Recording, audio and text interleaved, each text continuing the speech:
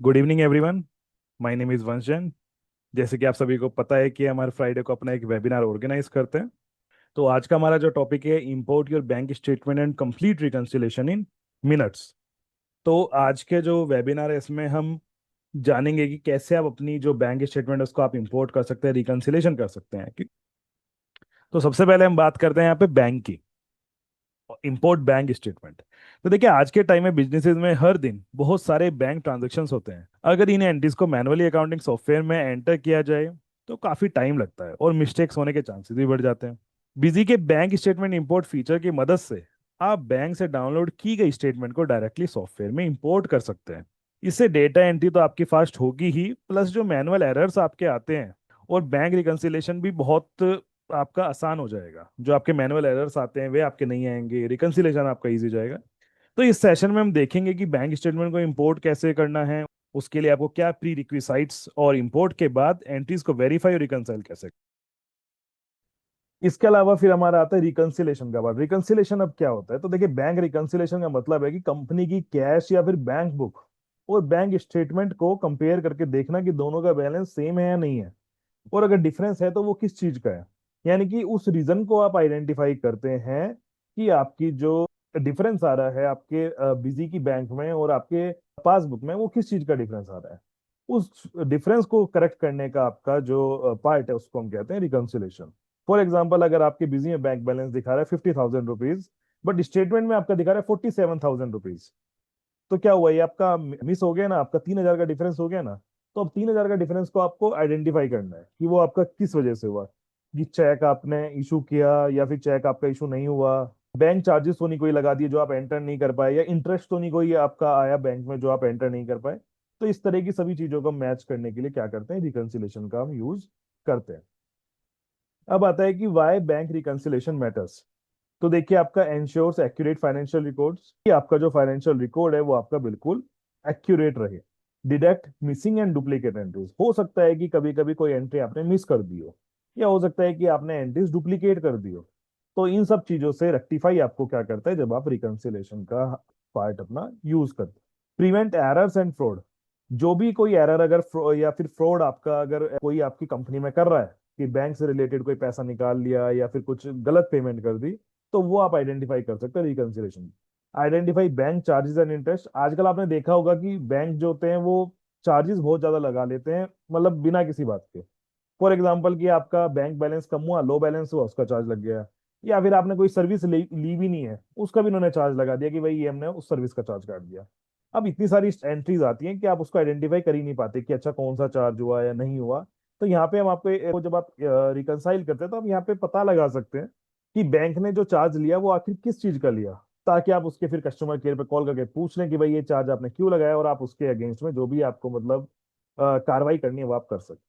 इसके अलावा आपको इंटरेस्ट जो मिलता है, इंटरेस्ट आप यहाँ पे देख सकते हैं कि भाई अच्छा मुझे कितना इंटरेस्ट मिला, उसकी एंट्री भी आप इसमें कर सकते हैं। Speed up month and closing. Month and closing के टाइम काफी सारा काम होता है। आपको सैलरी भी देनी होती है एम्प्लॉयज को, बैंक का भी रिकंसाइल करना है, जीएसटी का भी रिकंसाइल करना है, सारे काम करने होते हैं। तो ये आपकी इसमें हेल्प करता है बैंक रिकंसिलेशन। जब आपको ऑटोमेट बैंक रिकंसिलेशन होगा तो ये आपकी हेल्प करेगा। Make better business decision. अगर आपका बैंक आपको बिल्कुल एक्यूरेट फिगर दिखाएगा तो आप अपने जो बिजनेस के डिसीजन है उसको भी आप बिल्कुल करेक्टली ले सकते हैं। अब सबसे पहले आता है हमारा manual entry versus smart Excel entry. अगर आप देखिए मैनुअल एंट्री करते हैं तो क्या होता है, स्मार्ट एक्सेल एंट्री करेंगे तो क्या होगा। तो one entry at a time. अगर मैनुअल करते हैं तो एक ही एंट्री आप एक टाइम पे कर सकते हैं, बट एक्सेल के थ्रू क्या होता है, बल्क इंपोर्ट आपका हो जाता है। टाइम कंज्यूमिंग प्रोसेस है। मैनुअल एंट्री में आप एक एक एंट्री करने लगे तो कितना टाइम लग जाएगा। जैसे कि मैंने अभी आपका एग्जांपल दिया था कि अगर आपके पास 300 एंट्रीज आती हैं, अगर आप एक एक एंट्री करने लगे, सपोज कीजिए ज्यादा से ज्यादा आप एक ही मिनट लेते हैं एक एंट्री करने में, तो कितने मिनट हो गए आपके, 300 मिनट हो गए, लगभग आपके 3 साढ़े 3 घंटे इसमें चले जाएंगे। बट आप जब अपनी पासबुक इंपोर्ट करोगे, इसमें जो आपकी बैंक की स्टेटमेंट है उसको आप इंपोर्ट करोगे, तो मुश्किल से मुश्किल आपका 2 या 3 मिनट के अंदर आपका एंट्री इसमें हो जाएगी। तो आपका टाइम कितना ज्यादा सेव हो गया, तो यानी कि आपका ये फास्ट हो गया एक्सेल के through. Higher chance of errors. बिल्कुल, जब आप मैनुअल एंट्री करते हैं तो हाइयर चांस ऑफ एरर्स रहते हैं। Improved accuracy.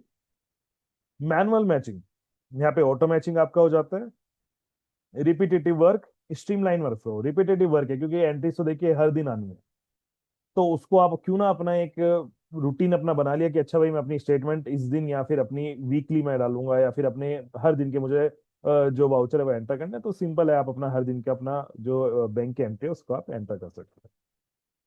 लो प्रोडक्टिविटी और हाइयर एफिशिएंसी, तो जब देखिए मैनुअल एंट्री आप करते हैं तो लो प्रोडक्टिविटी आपको मिलेगी, ज्यादा प्रोडक्टिविटी आप नहीं ला सकते। बट अगर आप एक्सेल के थ्रू अपना डेटा इंपोर्ट करोगे तो हाइयर एफिशिएंसी आपकी बनी रहती है।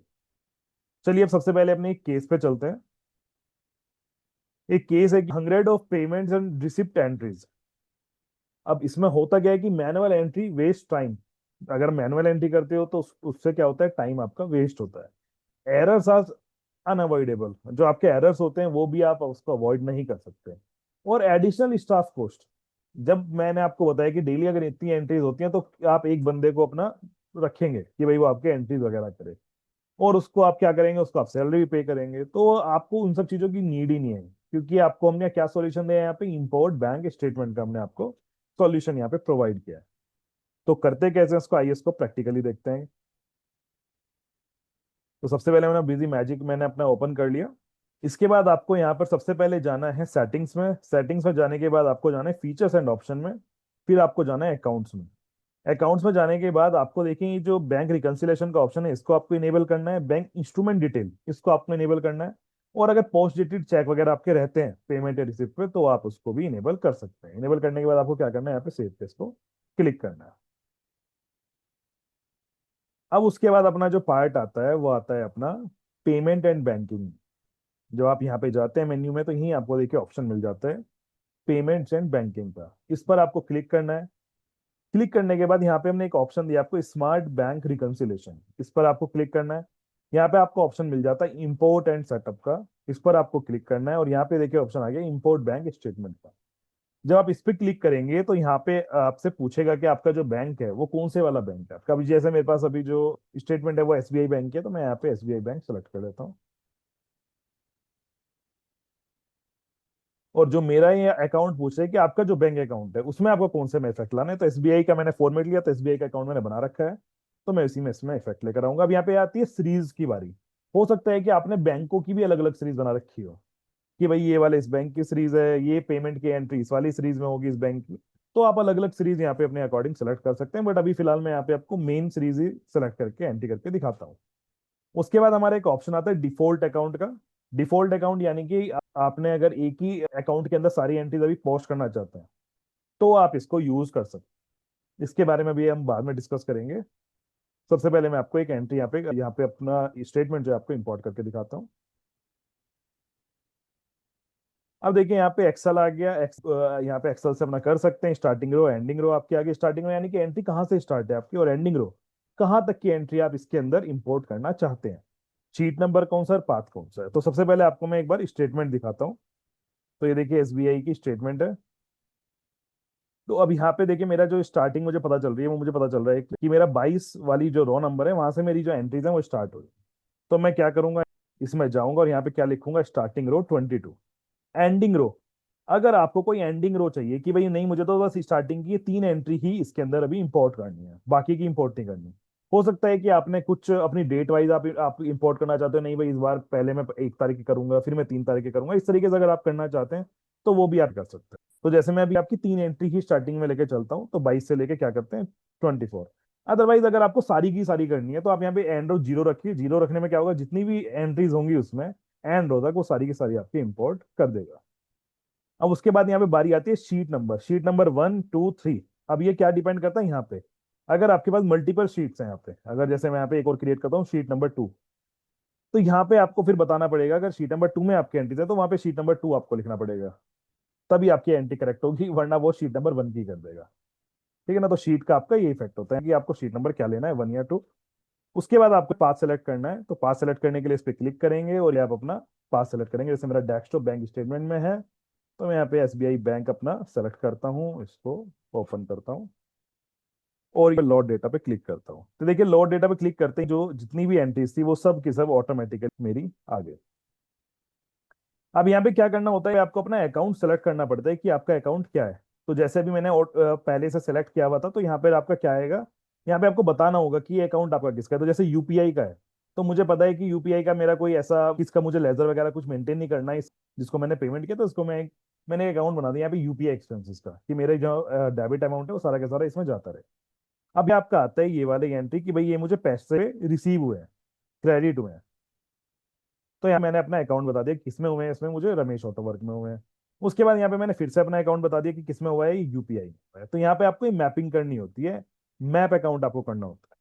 उसके बाद आप क्या करेंगे, इसको सेव पे क्लिक करेंगे। जैसे ही आप सेव पे क्लिक करेंगे और आपका डेटा जो होगा वो सेव हो जाएगा। 3 वाउचर्स एडिट सक्सेसफुली। तो देखिए कितनी जल्दी मेरे जो वाउचर्स हैं वो मेरे एंटर हो गए।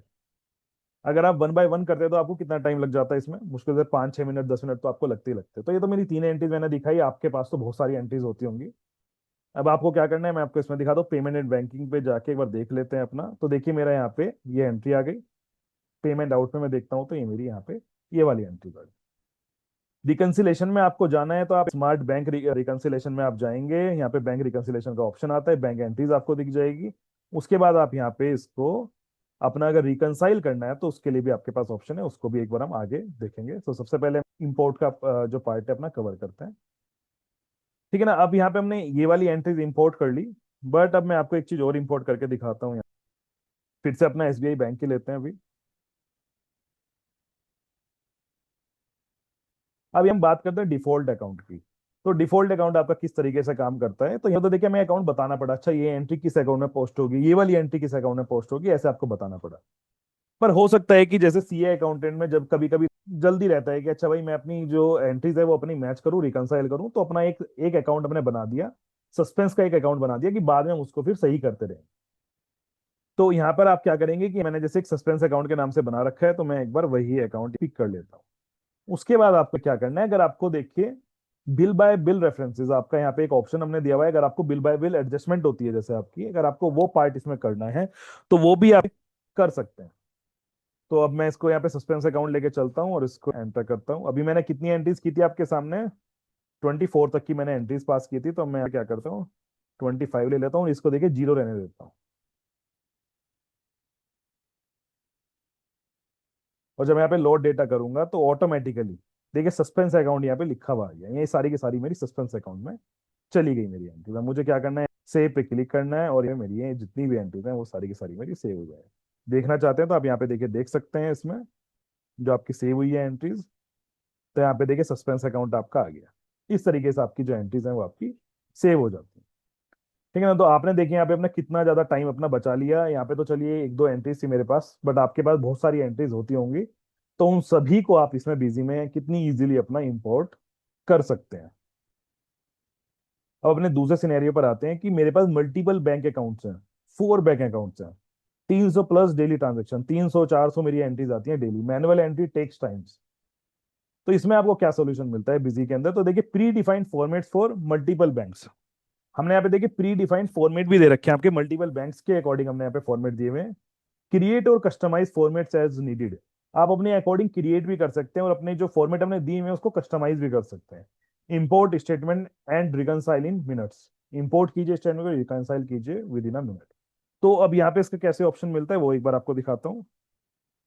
देखिए जब हम यहाँ पे बैंक स्मार्ट बैंक रिकंसिलेशन में जाते हैं और ये हम इंपोर्ट बैंक स्टेटमेंट पे क्लिक करते हैं, तो यहाँ पे देखिए हमारे पास कितने सारे बैंक है, एक्सिस बैंक का आ रहा है, बैंक ऑफ बड़ौदा का आ रहा है, सेंट्रल बैंक आ रहा है, एचडीएफसी आ रहा है, इतने सारे हमारे पास बैंक आ रहे हैं।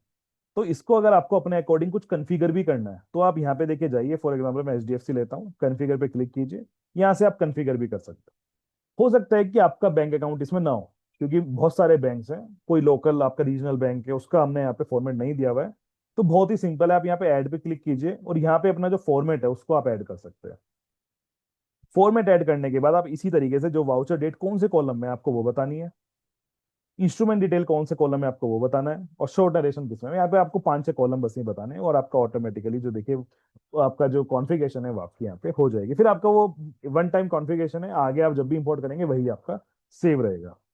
ठीक है। अब जैसे अब हमने बात की थी कि भाई मेरे पास मल्टीपल बैंक अकाउंट है, तो मैंने भी आपको एसबीआई बैंक का दिखाया, अब यहाँ पे दिखाता हूँ आपको एचडीएफसी बैंक का। तो एचडीएफसी बैंक में हम गए, उसके बाद मुझे यहाँ पे क्या करना है, इस पे क्लिक करना है और यहाँ पे मैं एसबीआई बैंक की अपनी सॉरी एचडीएफसी बैंक की अपनी स्टेटमेंट ले लेता हूँ। अब देखिए यहाँ पे नो वैलिड आ गया, क्यों, क्योंकि यहाँ पे स्टार्टिंग रो क्या है 3। अब देखिए स्टेटमेंट अगर मैं देखता हूँ तो किससे स्टार्ट हो रही है मेरी यहाँ पे, रो नंबर 3 से मेरी जो स्टेटमेंट है वो स्टार्ट होगी। तो मुझे क्या लेना है, पे रो नंबर 3 मुझे सेलेक्ट करना है। तो बिजी में जाऊंगा और मैं यहाँ पे रो नंबर क्या सेलेक्ट करूंगा, 3। और इसको लोड डेटा को क्लिक करूंगा, और लोड डेटा को क्लिक करते ही जितनी भी एंट्रीज थी वो सारी की सारी मेरी इसमें आ गई। अब क्या करना है मुझे, बस इसको सेव पे क्लिक करना है। शॉर्टकट की भी आप यूज कर सकते हैं, F2 से भी आपका सेव हो जाता है। अदरवाइज आप वहां पे क्लिक भी कर सकते हैं अपने माउस से, या फिर आप एंटर भी कर सकते हैं। और देखिए यहाँ पे तीनों एंट्रीज मेरी आ गई। तो यानी कि आपके जितने भी बैंक्स हैं, अगर आपके एक बैंक है, दो बैंक है, तीन बैंक है, चार बैंक है, जितने भी आपके बैंक्स हैं, उन सभी के सभी बैंक्स को आप यहाँ बहुत ही इजीली, कि बैंक स्टेटमेंट आपके एक हो, दो, तीन हो, कितने भी आपके स्टेटमेंट हो, कुछ नहीं करना आपको, सिंपली अपना फॉर्मेट सेलेक्ट करना है और अपने स्टेटमेंट को आपको इंपोर्ट करना है। बहुत इजीली आप यहाँ पे बिजी के थ्रू इसको इंपोर्ट कर सकते हैं। अब अपने केस 3 पर आते हैं। अब देखिए कि ऐसा इशू आपके साथ भी कभी कभी हो जाता होगा कि customer paid 1,85,000 yesterday, outstanding still pending in busy, dispatch on hold, unhappy customer. Impact इससे क्या आएगा कि उसकी जो पेमेंट थी वो पेंडिंग है, अभी भी आपके आपके अकाउंट में पेंडिंग है। कस्टमर ने पे कर चुके हैं, बट स्टिल आपको वो क्या दिखा रहा है, आउटस्टैंडिंग दिखा रहा है, डिस्पैच ऑन होल्ड। आपकी टीम ने उसका जो डिस्पैच है वो होल्ड कर दिया, इससे क्या हुआ, कस्टमर आपका नहीं पे होगा। इम्पैक्ट क्या हुआ, कस्टमर रिलेशनशिप इफेक्ट हो गई, डिलीवरी डिले हो गई, सेल्स आपकी ब्लॉक हो गई।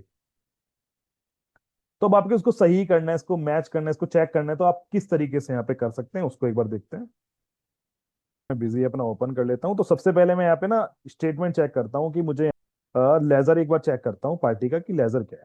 तो मैंने लेजर यहाँ पे देखा, किसका, मैंने रुपेश ऑटो वर्क का यहाँ पे लेजर देखा। यहाँ से आप देखिए लेजर अपना सेलेक्ट कर सकते हैं कि आपको वन अकाउंट का करना है, ग्रुप ऑफ अकाउंट का करना है, ऑल का करना है। तो यहाँ पे जैसे मैंने वन का करना है, वन लिया, रुपेश अकाउंट लिया और इसको अप्लाई फिल्टर पे क्लिक किया। तो यहाँ पे देखिए मुझे पता चल गया कि हाँ भाई इसका ये एक वाउचर आया था 2,06,500 रुपए का, बट यहाँ पे कोई मुझे क्रेडिट बैलेंस नहीं दिखा रहा है, यानी कि कोई पेमेंट की एंट्री नहीं दिखा रहा। जो मुझे रिसीट यहाँ पे रिसीव हुई है, पेमेंट इन जो मुझे हुई है, उसके मुझे कोई एंट्री नहीं दिखा रहा।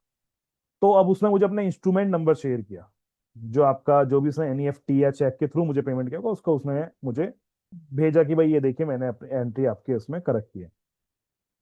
तो अब इसको आप कैसे देके चेक कर सकते हैं, तो जैसे मुझे बैंक रिकंसिलेशन पे जाना है, बैंक रिकंसिलेशन जाऊंगा, और यहाँ पे मैं क्या करूंगा, सर्च पे क्लिक करूंगा। और सर्च पे क्लिक करने के बाद तो मैं यहाँ पे सबसे पहले देख लेता हूँ कि जैसे उन्होंने मुझे भेजा होगा, तो मैं आपको एक बार दिखा देता हूँ इंस्ट्रूमेंट नंबर आपका कहाँ पर आता है। तो देखिए ये वाला इंस्ट्रूमेंट नंबर है। तो क्या है ये, NT000080। जी में जाएंगे, NT000080। एक बार इससे ही देखते हैं कि फाइंड हो जाता है क्या। फाइंड हो गया हमारा, एक जो मेरा था उसी पर आ गया, तो इसलिए मैंने दोबारा क्लिक किया कि कोई और तो नहीं है। तो यहाँ पे मैंने चेक किया तो ये वाला मेरा आ गया। अब गलती क्या हो रखी है यहाँ पे देखिए कि रुपेश के नाम से आया था बिल, बट मैंने किस में एंटर कर दिया, ये रमेश ऑटो वर्क में मैंने एंटर कर दिया। तो ये मैनुअल एंट्रीज भी आपके एंड से कभी कभी जो गलती होती है वो हो जाती है। तो आप क्या करेंगे, इसको ओपन करके यहाँ पे आप इसको सही कर सकते हैं कि भाई आपका ये रुपेश ऑटो वर्क का है।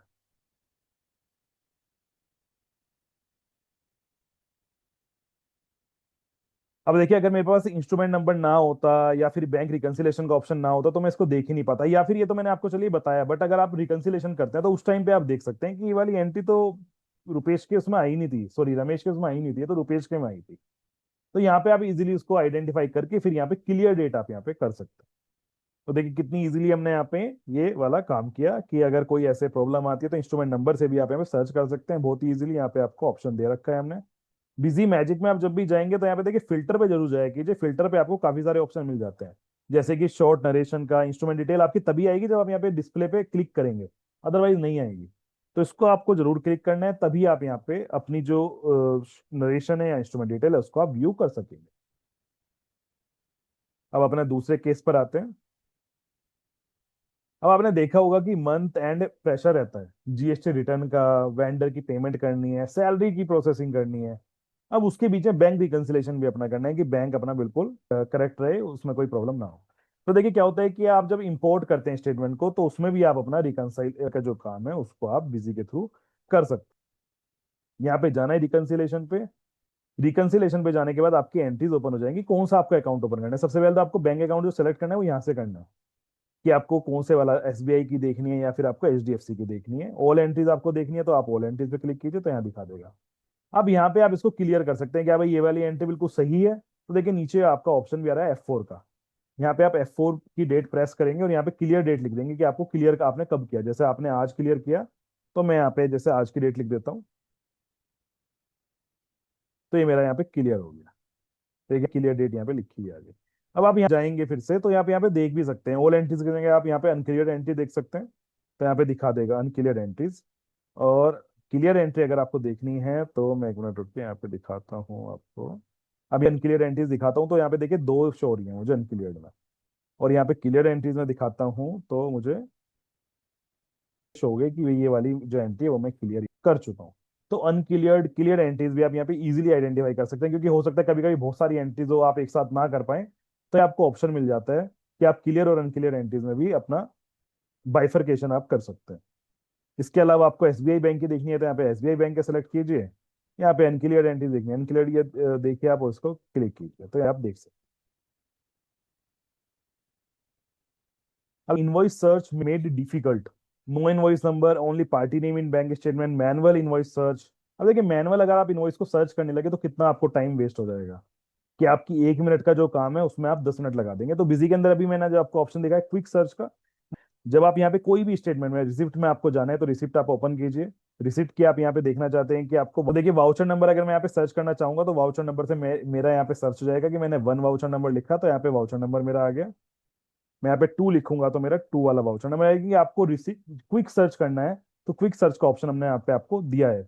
सेम ऐसे ही आपको पेमेंट आउट में भी ऑप्शन मिल जाता है, पेमेंट आउट में भी अगर आप करना चाहें तो यहाँ पे भी आप इसको कर सकते हैं। इसके अलावा रिकंसिलेशन में भी हमने आपको यहाँ पे ऑप्शन दिया है कि जब आपको बैंक रिकंसिलेशन करनी होती है तो आप यहाँ पे रिकंसिलेशन में जाके भी आप यहाँ पे सर्च कर सकते हैं, जैसे कि मैं आपको ऑलरेडी दिखा चुका हूँ कि आप सर्च किस तरीके से करेंगे।